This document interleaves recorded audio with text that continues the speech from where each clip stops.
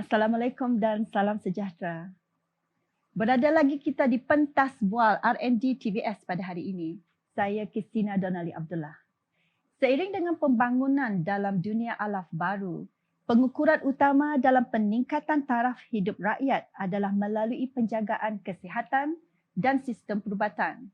Mekanisme ini penting bagi merealisasikan generasi yang sihat pada masa akan datang.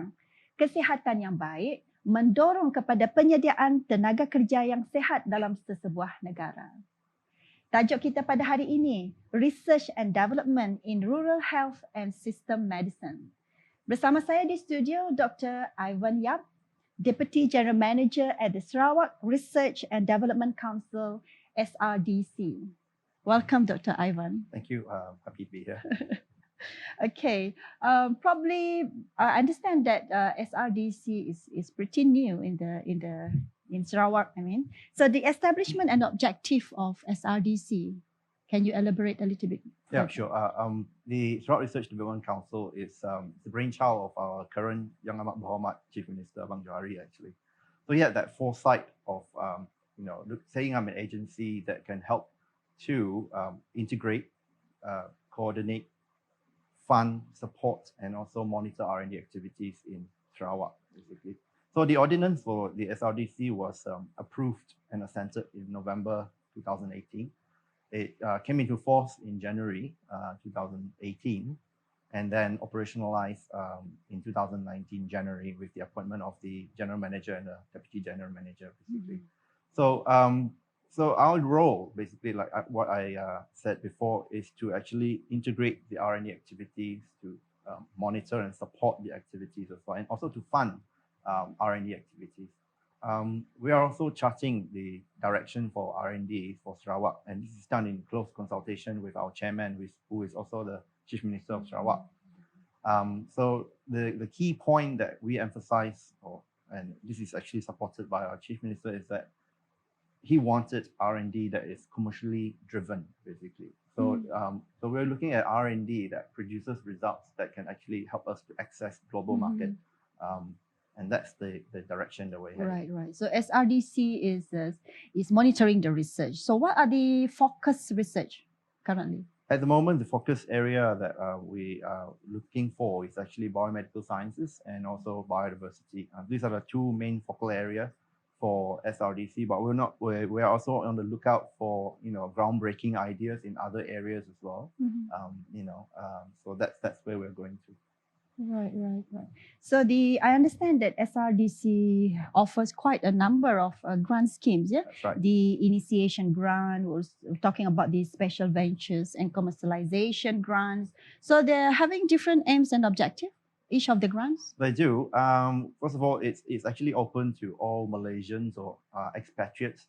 The condition is they have to be in Sarawak. They have to be working in Sarawak with any Sarawak agencies or institution.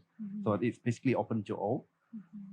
So if you look at the various grant schemes that we have in the SRDC, we're actually trying to target the different segments in our R&D ecosystems, ranging from young researchers who've just graduated from their PhD or masters, all the way to industrial collaboration and special venture grants, basically. And that's actually to promote and encourage industry and also startups in Sarawak to get involved with our Sarawak R&D agenda, basically.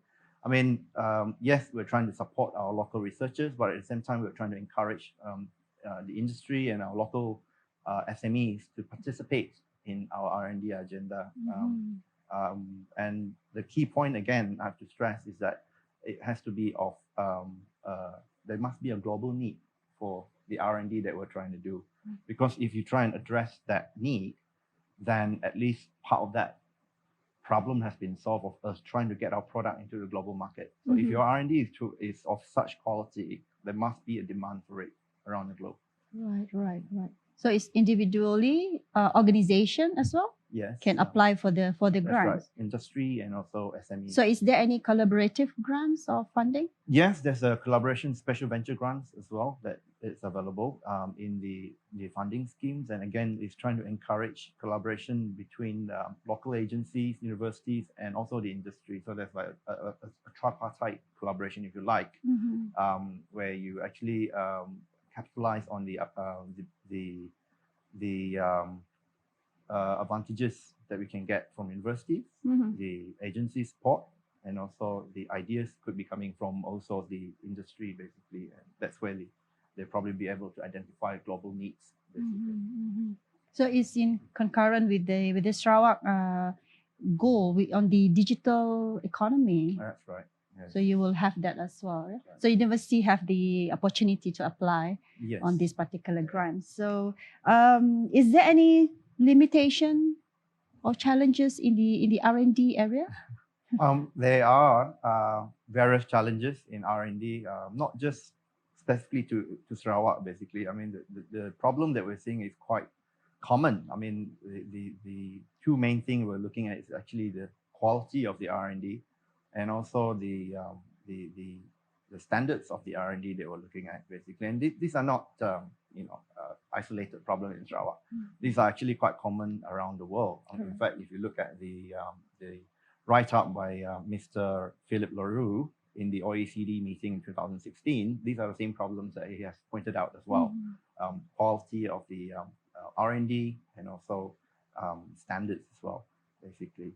But in Sarawak, we are actually compounded by additional problems where we have difficulty accessing state-of-the-art equipment or laboratories, and that actually impinge on how we want to do research or be at the forefront of research, basically. And the other thing, which to me is very important, it's human capital. I mean, we do not have enough talent in Sarawak to take up the challenges in R&D, basically. So human capital development is something that we look quite seriously as well in Sarawak, and we're trying to find out ways to improve that.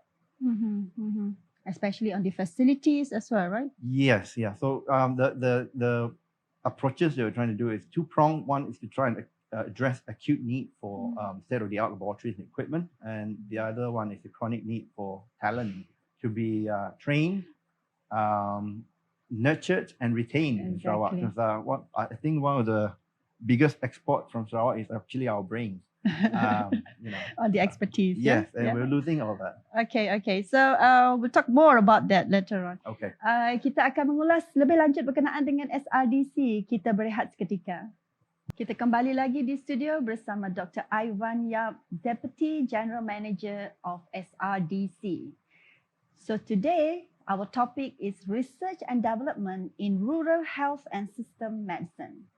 Okay. Probably Dr. Ivan can explain further on this background of the topic today. Okay. The topic is actually a personal interest to myself. Being a Sarawakian, I came back wanting to contribute a small part to our own people, basically. Right. But to do that, the only way I can think of is through what I've learned from my training and from my research, basically. And rural health has been something that is quite personal to me as well, coming from a small town in Serike. Now, there are two parts to this. That's rural health in general, and also how we use system medicine to help us in improving health in the rural area. Now, rural medicine, to me, it relates to accessibility to primary health care for our rural population in Sarawak. If you look at our general geography of Sarawak, I think 30 to 40% of our population actually stays in a rural area. And, the major issues for rural health is that, to me, I think it's logistic. Accessibility is actually affected by logistics. So not every kampong in Sarawak is accessible by car. So logically, an individual will probably need more than one mode of transport to access or seek help outside of their kampong, basically, and that actually impinge on accessibility. So the government has done a lot to try and improve accessibility of health to our rural folks, actually. And what we're trying to do is actually to complement what the government's doing, and also to try doing our part to actually promote healthy lifestyle, instill this something that we call health-seeking behavior among the rural folks, Right. and also improve accessibility by bringing health to their kampong rather than them coming to us, Right. basically. So that's rural health to me. Now, in terms of system medicine, this is more relating to my training and my research. And basically, it boils down to the complexity of most diseases that we're facing nowadays. A lot of the diseases that we're seeing nowadays are very complex. It involves interaction between the host, us as a human, with the environment, and also with social determinants such as employability or jobs, earning power, and education. And that actually has an impact on the health status on an individual, basically. So what system medicine does is actually is an approach that actually takes into account the host genetics, proteins, metabolites, our gut microbe, and those interactions that relates to the environment or main environmental factors that determines how healthy or unhealthy you are, basically. And basically that is to help allow us to improve prognosis and diagnosis of disease, and then decision making on the clinical intervention for the population or for the individual. In fact, system medicine is a prerequisite for stratified medicine. Now, stratified medicine is an approach where tools are being used to classify our population or individuals according to the severity of the disease that they're having, and also to the likelihood of them responding to a clinical intervention or a medical intervention. So the whole point of system medicine is actually to make health care more efficient and to minimize costs if possible, and also bringing better quality health to society. Right. So what are the correlation between this rural, what we call that just now, rural health, and also the system medicine? So what we're trying to do basically is to bring system medicine to rural health, to rural Sarawak, basically, to because of the issues of accessibility, and the cost that it involves in trying to deliver health to rural. So what we're trying to do with system medicine is actually to try and get the right intervention to the right population. In that way, you can actually minimize wastage or cost. Because we know for this population, for example, that these are the kind of medical intervention that they need, and therefore you can channel that more the effort towards that area rather than you blast it all and you get to spend a lot more on that way. But I would say also probably awareness. Yes, correct. That is part of the medical outreach that we're doing, basically, and part of it is actually teach them about health hygiene practices, awareness, and also what I call health-seeking behavior. Most of us in the kampong will probably think that minor headaches is nothing. I can take 2 paracetamol and go to sleep. We've seen that quite a lot in rural Sarawak, where people are walking around with hypertension, but they didn't realize or associate those with hypertension. They just think that it's pening kepala or having a dizzy spell, and therefore I should just go to sleep. So we're trying to make them aware that having dizziness might not necessarily mean that you have fever. It might mean that you have other things, that you need medical attention. Also mental illness, I would say. Mental health, yes, correct. The thing that we're trying to do is basically to improve overall health outcome or outlook in the population in the rural area, basically. And we start that in small steps. Starting with hygiene practices, for example, reminding them that there's a need for them to use slippers or shoes whenever they go out, because if you don't, then you potentially expose yourself to parasites or cacing, we call it. And if you see our rural population, there's a huge prevalence of soil-transmitted helminth diseases in the kampongs, actually, as compared to the urban area. Do you have a statistic for that one? We are still compiling the results at the moment, but we can say quite surely in terms of hypertension that there are people, majority, from a population that we sampled from, there are people walking around with hypertension, and this we're actually working together with the health state health department as well to try and improve health access. Thank you, Dr. Ivan, for the information. Kita akan mengulas dengan lebih lanjut lagi berkenaan dengan topik kita pada hari ini, iaitu Rural Health and System Medicine. Kita berehat seketika. Kita kembali lagi di studio bersama Dr. Ivan. You have mentioned about our topic for today, Rural Health and System Medicine, and you also, explain on the correlation between these two topics. So, what else can we do? Basically, in terms of rural health, or at least trying to understand the health status of the population in the rural area of Sarawak, I think there needs to be more concerted effort. Basically, I know the Ministry of Health and through the Jemputan Sarawak are doing a lot as well. So what we're just trying to do is just complement them, whatever data that we can gather from our visits. Basically, we will feed back to them. And that is basically to help them to have a more holistic data or understanding or information on the current status in the rural Sarawak, basically. This is a continuous effort. We've been trying to do this every year, but again, our medical outreach depended on donations, basically. And whenever we have collected enough, then we will start our planning and then do our expedition outreach, basically. We've been doing this since 2016. It's been a huge concerted effort from a very small voluntary team. But we've been very lucky to have all these volunteers coming from various backgrounds. We have engineers, we have nurses, pharmacists, doctors, all sorts of backgrounds basically coming in to help us. We just hope that this can continue, and then hopefully by next year we'll have something more tangible that we can commit to, perhaps 100% once a year along this area. The whole aim basically is, once we have covered the area, we wanted to actually expand our coverage to cover not just Ulubaram or the northern sector, but we can probably move down to our central sector as well, to the same kind of rural settings, and hopefully eventually covers north, central and south sector of Sarawak. But again, this is a NGO effort, and I'm just one of the volunteers, basically. Right. So how do you approach the donors? Is it through social media? Yeah, we've done that through crowdfunding, social media. Even we have the NGO that we work with. They are great, really. They basically do organize a lot of donation drive.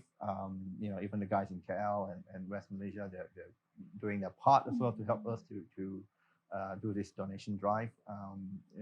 Without the NGOs, I don't think we can actually move at all. So talking about the SRDC, what are the achievements so far, international or local achievements? Like I said, SRDC is still in its infancy. It's been around for close to 2 years.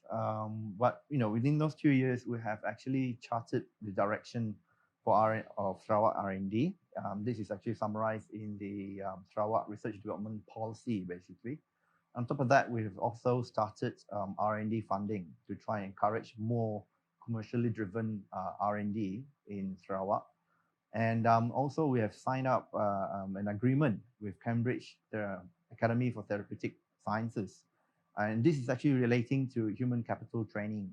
We wanted more of our Sarawakians to be trained and upskilled in the area of biomedical sciences and biodiversity. And we actually look forward to more of such arrangement with local agencies, industries, and also international institutions. And the whole aim is actually to improve our human capital to a level where we have all this pool of knowledge-driven, highly skilled workforce in Sarawak that can allow us to address all the challenges of the 21st century, and also those challenges that lies ahead in the horizon of the 22nd century, actually. So this MOA agreement with the Cambridge University. So do you also, apart from exchange on the human capital, on the experts, is also in funding? The human capital exchange, or the that we agreed upon, is, yes, we are sending our researchers over for training, and of course we have to pay for that. but to us, it's an investment because the guys that have been trained will come back, and that actually will help drive R&D in Sarawak, and we hope to have more, and that actually contributes to our pool of talent. And that's one part of the challenge currently being solved. But also we are trying to look at the other sectors in the ecosystem, like creating an environment where those talent will be retained rather than they excuse themselves and go outside Sarawak basically. So that one we're actually working quite hard trying to engage. There's a lot of engagement that's required for SRDC with agencies, with industry to identify the needs, what are the current trend, where the direction of R&D in Sarawak, and at the same time we have to try and understand the mindset of our talent. Basically, they need to see a career path in front of them for them to decide either to stay in Sarawak or not. So if we can create that kind of ecosystem where they can see themselves developing themselves, evolving as they move along in Sarawak, then I think we have that succeeding formula to at least try and retain them. Right. So this is only for the Sarawakians, right? Yes. Yes, very good opportunity for the Sarawakians. Thank you, Dr. Ivan, for explanation on that particular MOA with the Cambridge University. So it is time for us to, at the end of the program for today, probably Dr. Ivan want to summarize a little bit on our topic. Well, for the part of SRDC, we hope that we can continue our effort to improve R&D ecosystem in Sarawak and for the betterment of Sarawak. Actually, we're actually looking forward to more groundbreaking research ideas from our researchers in Sarawak. There are great researchers in Sarawak. We're looking forward to that so that we can support them, and hopefully we can actually achieve our Sarawak vision, being digitally driven, skilled economy in Sarawak in 2020. Hopefully also you will have more opportunity, not only on the biodiversity and also on the healthcare, but more towards the other type of research. Yeah? Definitely. Yes, correct. I mean, once we can nail the focus area for biomedical sciences and biodiversity, we can try and start expanding those to other areas as well. But also bearing in mind that we're looking at industry that are actually quite pandemic proof or resistant to economic downturns. These are the kind of areas that we're actually looking into. Okay, terima kasih Dr. Ivan. Begitulah informasi menyeluruh yang telah pun dikongsikan oleh Dr. Ivan sebentar tadi. Pendekatan pengetahuan, penjagaan kesihatan dan sistem perubatan moden perlu diberi penekanan agar masyarakat luar bandar khasnya mendapat manfaat yang secukupnya seiring dengan arus perdana lebih-lebih lagi kepada negara kita dalam mencapai status negara maju. Kita telah pun berada di akhir rancangan. Saya Qistina Donna Lee Abdullah, Bual R&D TVS, mengucapkan Assalamualaikum dan salam hormat.